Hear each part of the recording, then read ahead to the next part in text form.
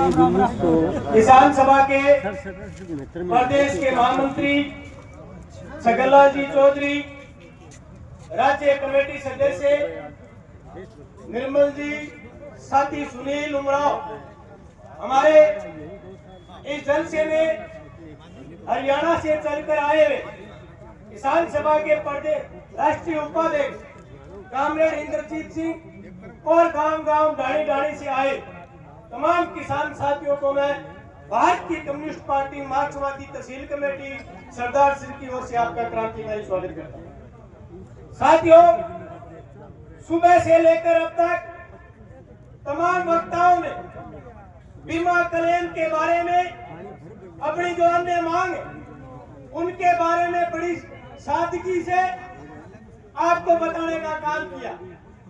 आज एक तरफ राजस्थान की भाजपा सरकार, भजन लाल की सरकार 1 साल का जश्न मना रही है कि सरकार 1 साल जिस तरीके से लोगों का शोषण किया, जिस तरीके से किसान को बीमे से वंचित करने का काम किया, जिस तरीके से कृषि कुओं पर 6 घंटे लाइट नहीं देने का काम किया और नहर से जो फसल सिंचित होती है उनमें पानी नहीं देने का जो कार्यक्रम सरकार ने किया है उसका जश्न मना रही।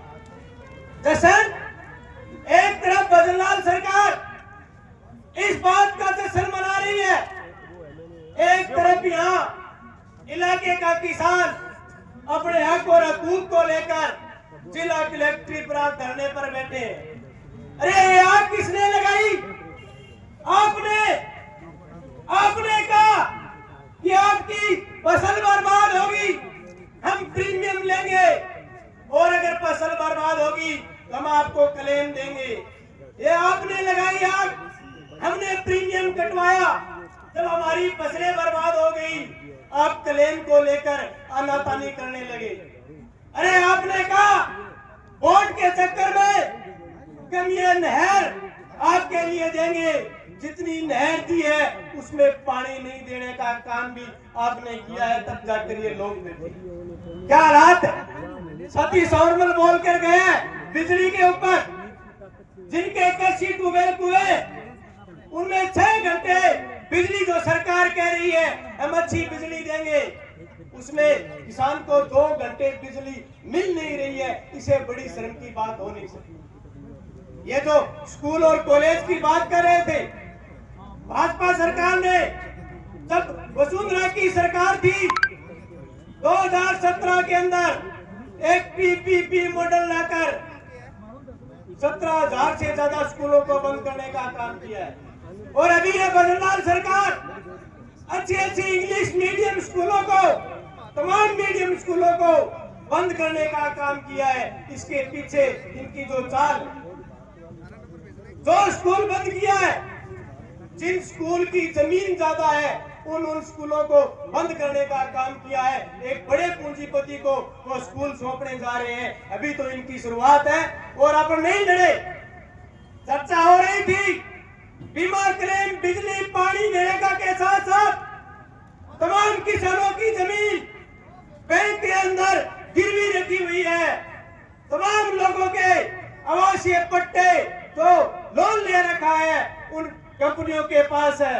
नौर का जिक्र किया है, नौर के साथियों ने पूरे हनुमानगढ़ जिले के अंदर कुर्की के खिलाफ, घरों और जमीन की नीलामी के खिलाफ जिस तरीके से कामरेड मंगेश चौधरी के नेतृत्व में वहां ताला तोड़ कार्यक्रम चल रहा है, उसको हम पूरे इस जलसे से धन्यवाद दे रहे हैं। कुर्की तोड़ने रुकाने के लिए, ताले तोड़ने के लिए हमारे तारानगर के अंदर भी हमारे नेता निर्मल ने, पीछे एक कंपनी ने एक आवास पर ताला जड़ा था, हमारे साथी गए उस ताले को तोड़कर घरों में बिठाने का काम किया है। ये लड़ाई आप लोगों को समझनी पड़ेगी। अगर लड़ पाएंगे तो निश्चित तौर पर हम जीत जाएंगे। आप अपने गांव के अंदर संगठन बनाइए, किसान सभा को मजबूती से बनाइए।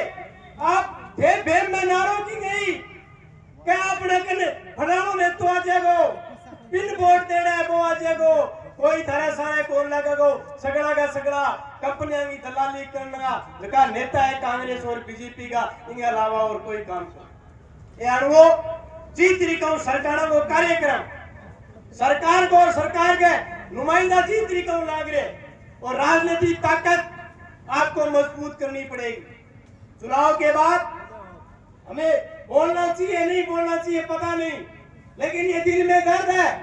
पीछे विधानसभा का चुनाव हो रहा था, उस विधानसभा चुनाव से पहले इसी कलेक्ट्री पर 4 महीनों तक आपकी लड़ाई लड़ने वाले हमारे सीनियर साथी छगनलाल जी, निर्मल जी, साथी सुनील चुनाव के मैदान में थे। आपने क्या किया? आपने 2000 से लेकर 6000 तक सल्टाने का काम किया है। अरे मैं तो धन्यवाद देना चाहता हूं लाल झंडे के सिपाहियों को। चुनाव में जिस तरीके से आपने रिजल्ट दिया उसके बाद भी आपके बीमा की लड़ाई लड़ने के लिए, आपकी नहर की लड़ाई लड़ने के लिए, आपके नरेगा की लड़ाई लड़ने के लिए, आपकी बिजली की लड़ाई लड़ने के लिए आपके बीच में आपके उन नेताओं से आके हैं जिनको आप विधानसभा में भेजा था, लेकिन वो वहां कुछ नहीं करे। आज ऐसी हालात नहीं होती।